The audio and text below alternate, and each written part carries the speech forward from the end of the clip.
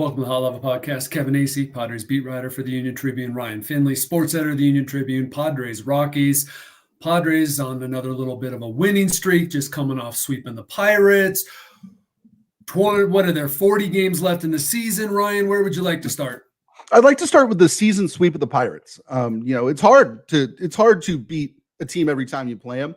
And even a team like the Pirates, which frankly looked a little bit like a playoff contender at the deadline, but been just brutal afterwards. Is this just a case of good matchups? Is this a case of the Padres catching the Pirates at the right time, the Pirates catching the Padres at the wrong time? What do we think? Yeah, how about a little bit of all of it? And to your point about how difficult it is, the Padres have swept the Nationals and the Pirates this year. This is the first time in Padres history that they have swept two season series of at least 6 games. Wow. Obviously, the Padres have had kind of haven't had a great history, right? But it speaks to that in, what are we at, 56 years now? This is the first time that they have done that to anyone, because they played other bad teams as well. And guess what? Last year, they were 1-5 against the Pirates. They were 3-3 against the Nationals. And those teams were worse than they are this year. So it speaks to a lot of things. I think I've talked to players about this. You look at those national series, you look at the losing 2 or 3 to the Royals, you look at losing 5 of 6 to the Pirates. That's a huge difference in last season. And it's something that you and I have talked about. I've written a lot about. Taking care of teams like this is just so important for a winning team. And that's what this is. The Pirates, look, they missed the Pirates' top 2 starters both times. I don't know that it would have made a difference, because the Pirates were intent on, and I say that, tongue in cheek, giving these games away in every game. Now, a couple of them, the Padres won by large margins, but in every game, and the others were 1 or 2 runs, the Pirates committed it may be an error. Maybe it was just a miscue, a mental error, a throw to the wrong base, a dive for a ball that you shouldn't have dived for. The Pirates helped the Padres. Now, here's the thing, and I can't remember. I've talked about it elsewhere, written about it, but this reminds me of when the Padres were the 2024 Pirates, and they were playing better teams, and they could come out of it going, dang it, we were so close. But they made too many mistakes and they just weren't good enough. And a good team beat them. And that's what the Padres are doing to teams like the Pirates now. Sure. I remember, there was a time when the Padres had a chance on a night that 2 guys were pitching, and then everything else was just a crapshoot, right? And the Padres have not only that ability, look, they don't have anybody like Paul Skeens. They just don't. But they have depth and length, both in their rotation, now in their bullpen, and even a little bit with their position players. Sometimes that's the difference. Sometimes having a Tyler Wade available when the other guys doesn't, sometimes that helps. Sometimes having 2 closers in your bullpen, in fact, oftentimes having 2 closers in your bullpen, 1 lefty, 1 righty, can be the difference between blowing a lead and not, right? Yeah, the Padres are obviously much better equipped than the Pirates at this point, and much better equipped than a lot of teams at this point. You could argue they're much better equipped to close out games than the Dodgers. You can argue they're a more complete team than the Dodgers. Now, they don't have Shohei Ohtani, Freddie Freeman, Mookie Betts, Will Smith, but Will Smith is struggling, but they have a better team. You talk about Tyler Wade, David Peralta, Donovan Solano. You got struggling Padres who are contributing. Ha-Seong Kim, Jake Cronenworth. This is much, much deeper team relative to most other teams in the majors and relative to other AJ Preller teams. Heck, relative to most Padres teams in history. Sure. I had the thought while watching the Padres play the Pirates. It was amazing to me that the Pirates considered themselves contenders and yet traded Martin Perez. This is a guy who, in his starts with the Padres, has been really good. A couple times I thought, man, they gave this guy away.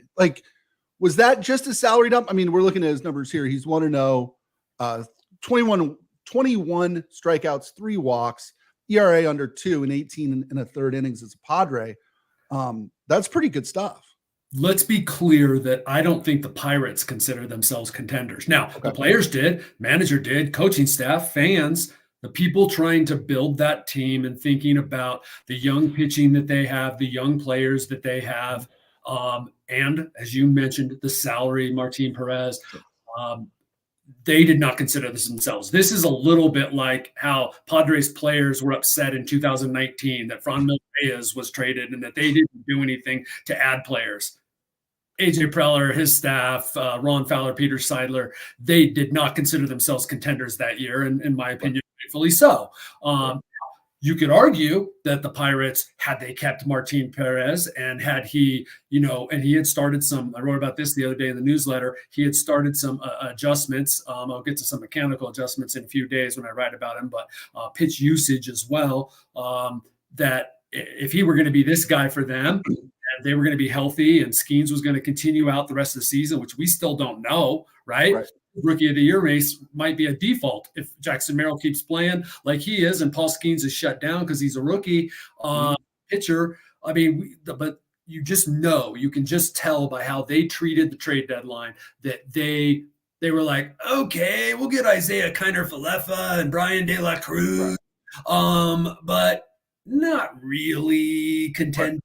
So good for the Padres. They got Martin Perez at the right time, and he is clearly energized by being on this team. And he has been a winner before. He's been an all-star before. He knows what it takes, and he recognizes, hey, look where I'm at. I got another chance.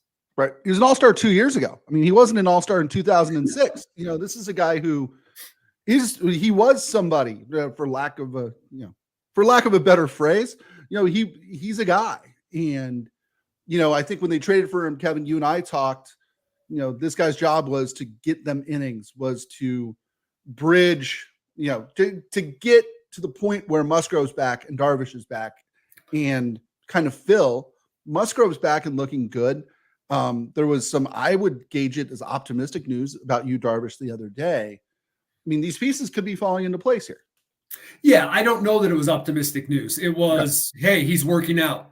I mean, we knew that. It was some specifics about him, but like somebody in the organization said, it's you, Darvish. He might have wanted to throw batting practice to his son. I mean, that's you, Darvish loves baseball, and it has always been that there is a path for you, Darvish, to return. So in terms of optimism, yes, optimism as opposed to pessimism. Optimism as in he could come back. Here's the beauty, and to me, the important thing. They're not dependent on you, Darvish, coming back. Because of Martin Perez, number one, probably, being able to get them those innings and perhaps even be a playoff starter. And because if you're going to have to play the first round and also then advance, you're going to need 4 starters, at least for, a good portion there. And so I just think that the real issue here is that they have enough pieces now. And you, Darvish, coming back, wouldn't that be hilarious if the 3 starters or the 3 primary starters in the playoffs were the 3 guys you thought it was going to be at the beginning of the season, Dylan Cease, Joe Musgrove, and you, Darvish? Because who knows? Michael King, yes, he's one of your guys now. Is he 30 innings from now? One of your guys in the playoffs? Is Matt Waldron, who's been struggling a bit lately, is he?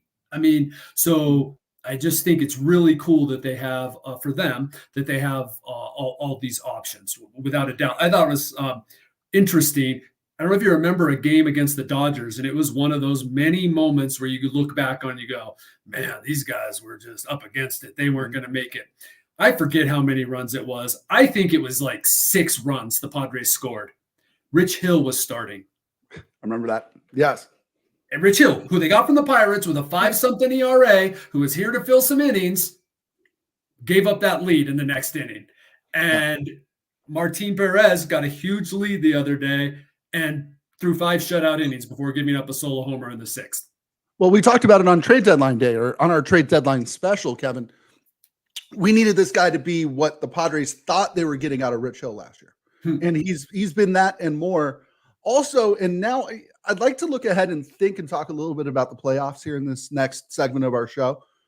You're going to need a left-hander. You're going to need lefties if you're to go where you want to go in the playoffs. You look at the Dodgers very left-handed, Freddie Freeman, Shohei Ohtani. You look at the Phillies are very left-handed, right? Kyle Schwarber, Bryce Harper, blah, blah, blah.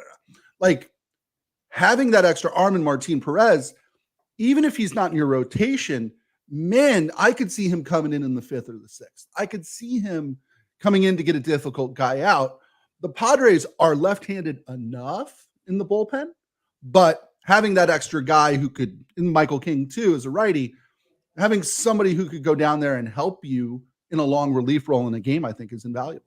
I think that you're right. I haven't started to look, obviously, at their playoff matchups yet. Sure. But yes, with the way that they are equipped to work through the playoffs, and that Mike Shildt has shown an ability to utilize his bullpen and constructive and creative and kind of even really for today unorthodox, and he does things that maybe other managers say that they're willing to do, but they don't really do very often. Absolutely, and the more pieces, the better. And you know that going to get Tanner Scott, that was with an eye on having to face the Phillies, having to face the Dodgers in the playoffs. So absolutely. The Padres are 69-53, season best, 16 games over 500. We're looking at a point now, Kevin, where the playoffs, maybe they're not an inevitability. I don't think that's the case, but man, they are looking very likely here because of what the Padres have been able to do in the last month. You know, if where are we looking? Sort of where are they in terms of, are they allowing themselves to think now about playoffs and lining themselves up?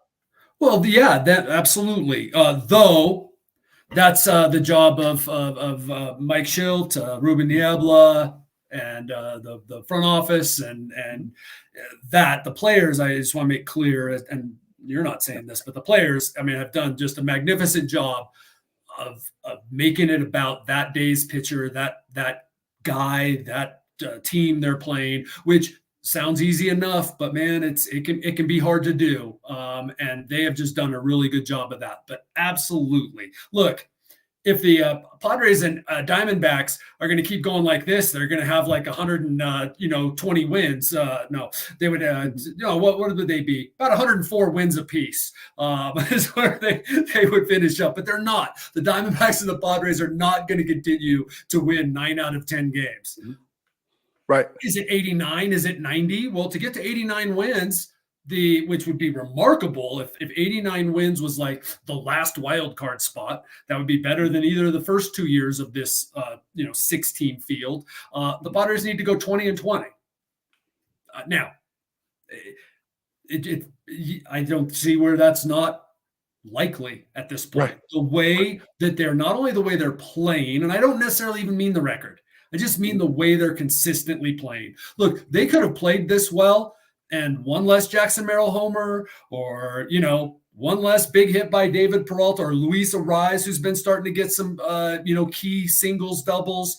One Manny Machado, fantastic play in the 8th, 9th, or 10th inning, and they lose 3 or 4 more games. They're still looking real good. They're in that final wild card spot. Maybe they're tied with the Braves for that final wild card spot. We're thinking, hey, they're looking real good. They'd be playing the same.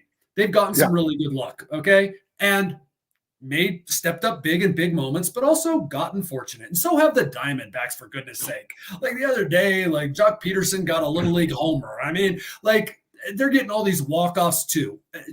Look, you could be the 27 Yankees, and if you won 19 out of 22 games, you got some good luck. Absolutely.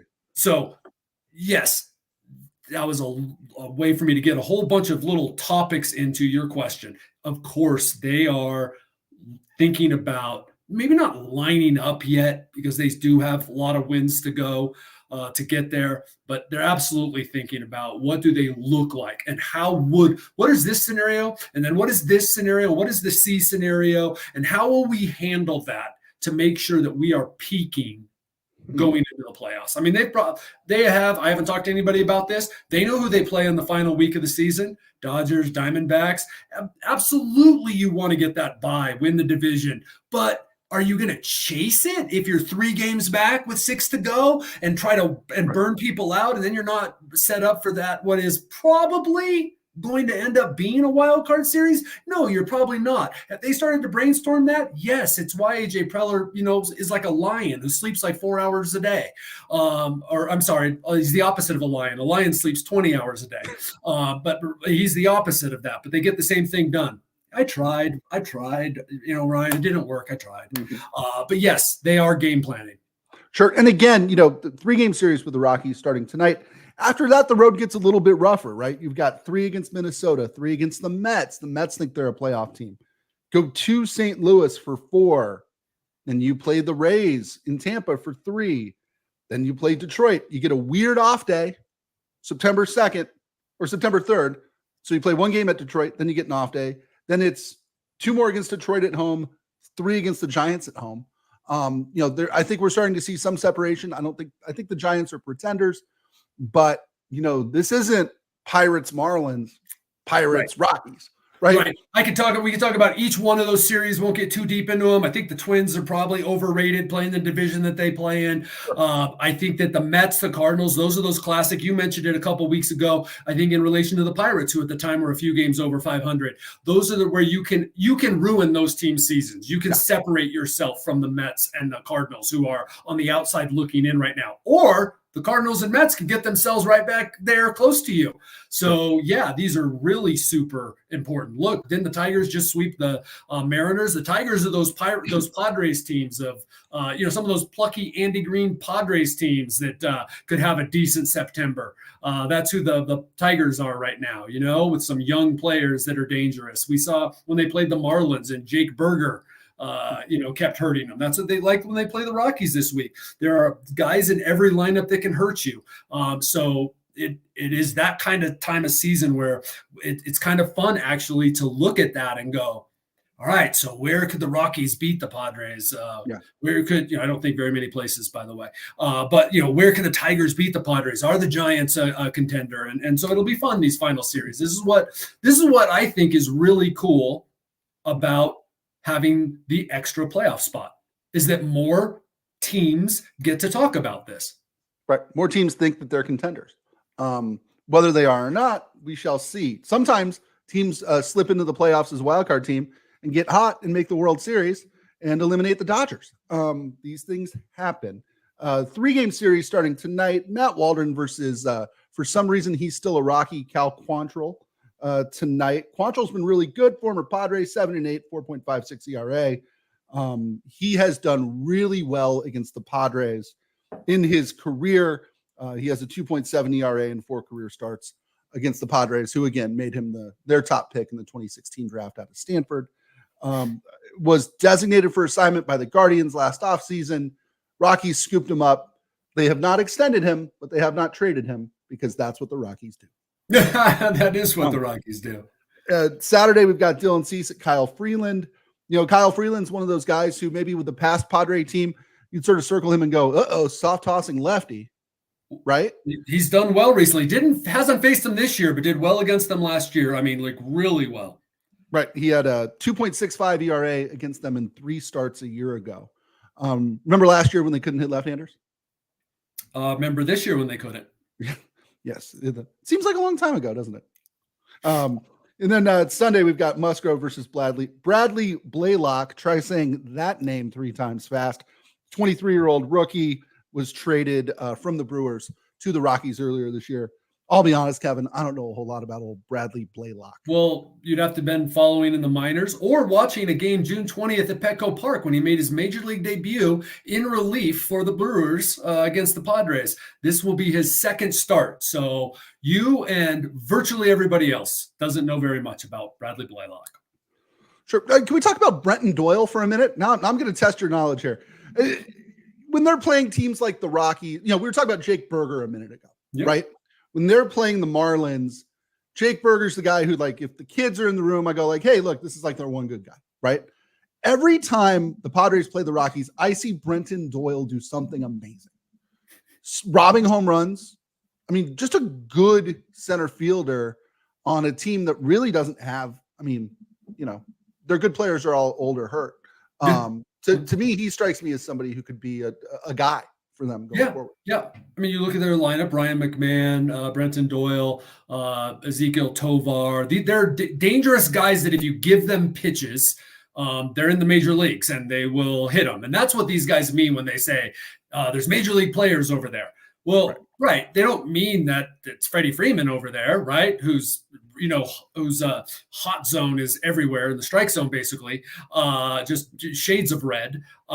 It's that these guys can hit your mistakes, and they have spots that you need to stay away from. And they identify those. They identified them like they couldn't have stressed that Jake Berger was the, dangerous player and where to stay away from. And look, the guy's hot as heck, and, pitchers are human. But yeah, Brett, it's funny. You say that, like every NL West guy, and especially when you used to play them 19 times in a season, there would be these players that, in my opinion, watching them those 19 times in person, I was like, man, these guys are really good. And it belied what their overall stats were. Right. But they did well against the Padres. They had a good season against the Padres, a good series against the Padres. And you would, people that would watch them play the Brewers wouldn't have that same opinion. Whereas I was like, man, I remember with the Diamondbacks, Josh Rojas, man. Your boy. Yeah. So, yeah. Hey, Brenton Doyle leads the Rockies with 20 home runs, 60 RBIs, and an OPS of almost 800. That's pretty good sea-level or elevation for him. Kevin, I don't really want to talk too much more about the Rockies. They're a bad team who the Padres should beat. I would like to talk a little bit, though, before we go, about bullpen usage, getting an easy win on Wednesday, and what happened at the end of Tuesday night in that news conference talking about the Padres bullpen. What happened? Well, let's set up like what's been going on with the Padres. And I feel like I broke it down pretty well in one of the newsletters where I gave a chart with every game that had been 7 games where within the 7th, 8th, 9th inning, at least at some point in the 7th, 8th, and 9th inning, the Padres were involved in a game that was within 1 run. And a lot of times it was tied. And, whether they were leading or trailing, it was really close. And it was requiring, and I say requiring, so this is not on Mike Schilt, it's actually on the offense, requiring the usage of Jason Adam, Tanner Scott, Robert Suarez again and again and again. So that's the reality. To me, it could never enter anybody's thinking that anyone would be questioning Mike Schilt's usage of the bullpen. As a matter of fact, if we were going to look at me, you would see that I've written several times about the man giving a masterclass in bullpen usage. I think that he's been fantastic at it. Now, they've also had some good fortune, but there have been some really tough times where Mike Schilt, Ruben Niebla, Ruben Fritz have navigated through long stretches of games with this bullpen, all of its weaknesses and strengths, requirements for Robert Suarez to be used, and I've documented it and all that. I asked Mike Schilt, I set up the question, and maybe I should have set it up better. Obviously, you wouldn't use these guys if you weren't comfortable, if they weren't comfortable. Could you just kind of go through what it is that makes you? Mike has a tendency. Mike lives and breathes these games. He reminds me, he's the first manager I've ever covered that reminds me of an NFL football coach who 1 game a week is just pouring himself into 3 hours of a football game. And Mike wears it. He's not exactly in the greatest headspace after a game to talk about the game because he's still just living it. It's awesome to see. Fired up. Yeah. It'll work well for the media. It's awesome for Mike and awesome for the Padres. Mike also has had a tendency to be defensive. Mike took it, I believe, that I was questioning him. Now, he handled the question well, but I know Mike well enough to know that he took it that I was questioning him. We went back and forth a little bit on me that after months of Mike not answering certain questions and being defensive, misinterpreting when there's been a relationship built, and I say this as a man who's been in the business for 30 years and knows what a relationship is with sources, people that you cover, I got frustrated and, we elevated to not a huge deal. Wouldn't be a huge deal if it weren't for social media. Would have been a zero anything if it weren't live on, well, I guess it's not television anymore for the Padres. Streaming. But, anyway. And then I asked a question that, I'll own it and say that it could have been asked better. I said, wouldn't something to the effect of, wouldn't it be better to have a 5-0 lead? And what I should have said is, how much better would it be for your bullpen to have a big lead going in? Right. Here's the deal. I asked a couple of players after the game the exact same question, and they knew what I was saying. I believe Mike knew what I was saying, or I should say, maybe in a different moment, Mike would have known what I was saying. My mistake was, and I've done this a dozen other times this year, was not waiting till the press conference was over. And this might not be something that people understand that watch these things and think the only questions that are asked are there, is that I should have waited to ask that on Mike one-on-one as we walked back toward the clubhouse. And I didn't, because I wanted to get it. I wasn't, anyway. You were on deadline also. Huh? Yeah. You were on deadline also. Well, there are a lot of factors, but the fact is I'm a pro, and I, I'll use the Mike Schilt line, sometimes I prove my humanness, but that doesn't mean that it was perfect. Like, it doesn't mean I couldn't have done better. I could have. And unlike Mike Schilt, because I don't have a constituency of players to answer to, I go ahead and own it publicly that, absolutely, I could have been better. Absolutely. Here are the reasons that it went down like it did, but absolutely, I could have been better. But this really shouldn't have been a thing. I mean, it really shouldn't have been a thing. And whatever. Can I jump in here? The bullpen had been taxed. The numbers showed that the bullpen had been taxed. This wasn't you saying it. These were the numbers saying. I get a little frustrated sometimes when people do say things, and most of the time I let it go, because I have a saying: I'm not there to win the press conference. Right. I'm aware that it's being out live. Sometimes I forget, but I'm aware I don't care. I'm there to serve you, Ryan, my boss, to serve my readers and get the information that I need. And if I don't get it there, I'll get it somewhere else. But I do get frustrated, and I was frustrated in that moment by some things that Mike said, which is, it's not any different than what we've done all year. It most certainly was different than what we've done all year. And there were a couple other things that were like, okay, can we just get to where we say, yeah, you know what? Our guys are working hard, man. And but it didn't go that way, and that's okay. But the following day, what happened, Kevin? The following day, the Padres did exactly what they needed to do, and that was score 8 runs in the first 3 innings, and then hold that lead and hold it with their starting pitcher and mid leverage. Sure. Brian Hoeing. And Mike Schilt acknowledged, and this really was my point, the 3 high leverage guys were not going to pitch that day.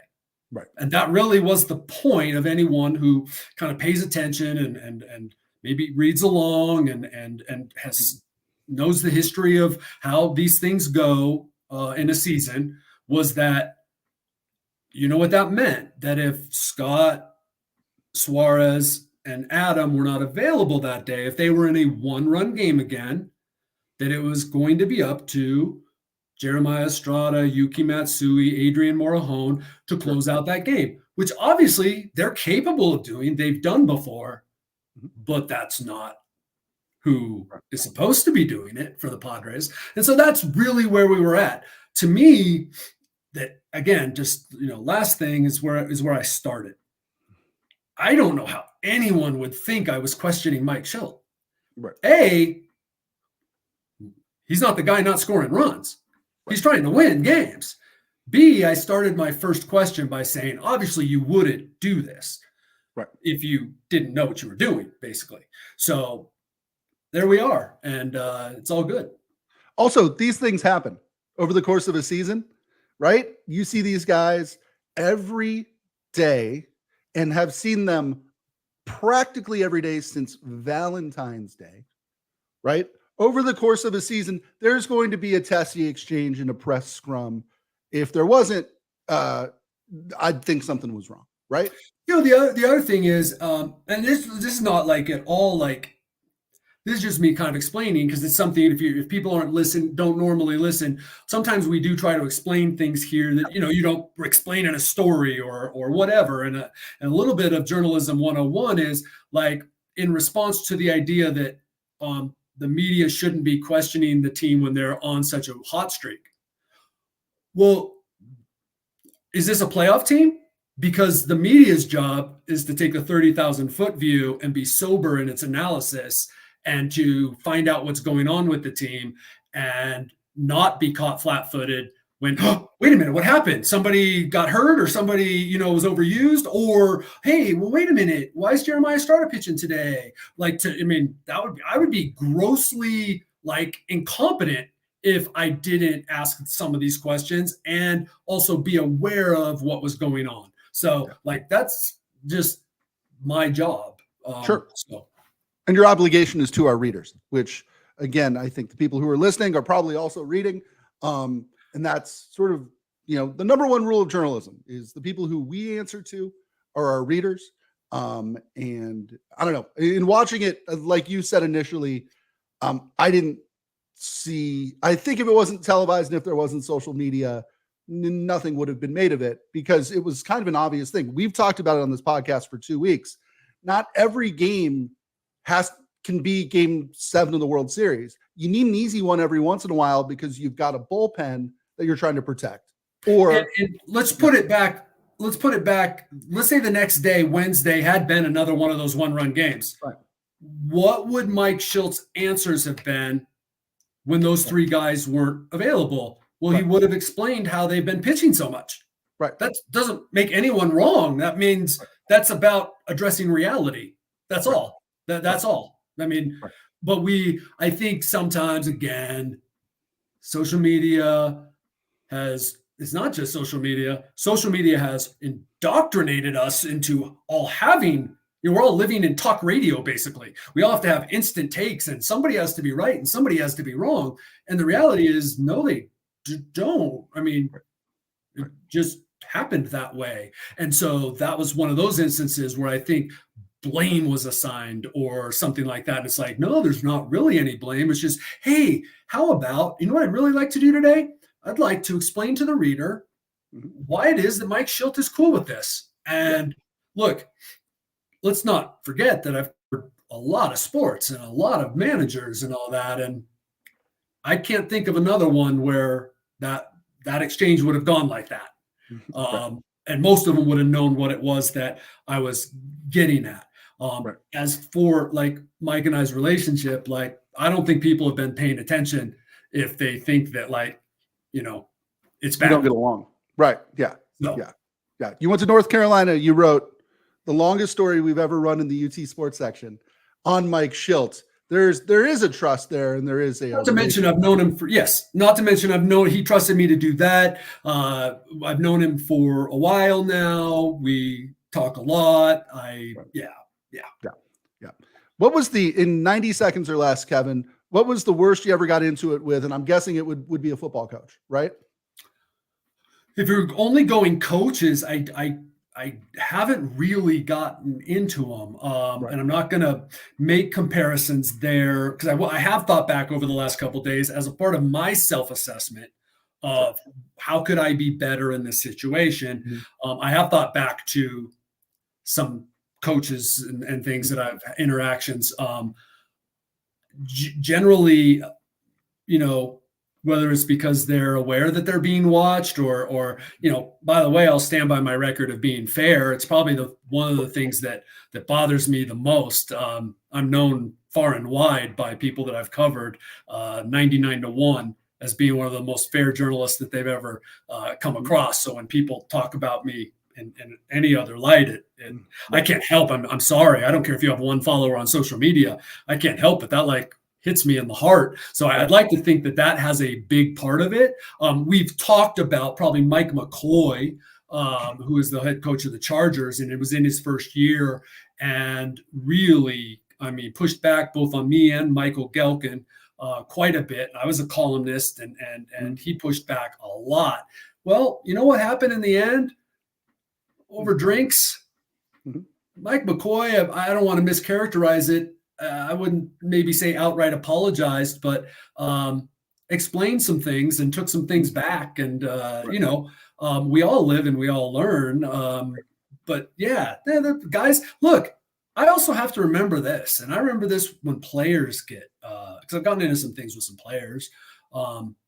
I certainly would not like it if someone were watching my every move. Now, oftentimes it feels like they are anyway, but in front of, I was, succeeding and failing every day in front of 30 to 40,000 people. And then some guy or group of people was asking me for comments about it. And people who've never done what I do, which is an overused argument, but if I were them, this is how I'd be looking at it. Never done what I do, don't have my talent, don't have my ability, haven't worked like I have, haven't overcome the challenges I have, is constantly asking me about it. And that you couldn't help but have the constant questions feel like criticism. I try to always remember that, is that like what we might call thin skin. Let me tell you, as someone who takes a fair amount of now, I take constructive criticism and there are things I do wrong, but I take an awful lot of bogus criticism on social media. So I can speak to this like it freaking sucks. Right. And players get it a lot. And managers, my goodness, baseball managers, we all could do their job. Sure. So I absolutely get it, man. Right. I love it. One of the best parts about this podcast, Kevin, is that we can pull the curtain back every once in a while, talk about some things, give people some insight. And so I appreciate you for diving into that with me here. We've gone a little bit over today, so I do think we have to go. That'll do it for this episode of the Hot Lava Podcast. Padres Rockies 3-game series starting tonight. For Kevin Acee, I'm Ryan Finley. We'll see you next time.